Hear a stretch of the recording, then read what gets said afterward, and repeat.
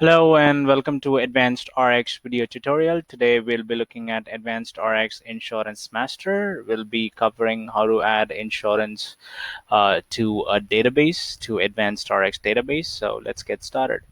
Okay, so this is basically the RX processing screen. So in order to add an insurance to the database, you see this insurance information. What you do is you click on this Manage Insurance button, which is in this button, and it opens up the insurance master. So what you do is you go ahead and enter the basic information like insurance plan code, the name of the plan, phone number, alternate phone number, fax, email, plan bin, PCN.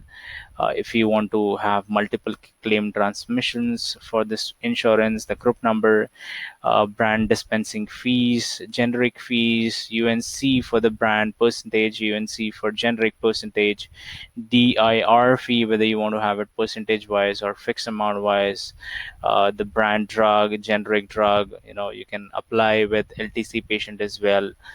You can enter the prescriber's identifier. Software vendor ID is the vendor ID for the software. You can use it for Caremark here, which is the code. And then you can enter the NCPDP number, the 340B plan, and just go and save and exit. Okay, similarly you can also check the RX history tab. So what is RX history tab is for that particular insurance. You can go ahead and check how many RXs has been built. So basically the RX, the history of that particular insurance. Okay, let's suppose you want to view all the insurances plan that you have already added in the database. What you do is just click on display all.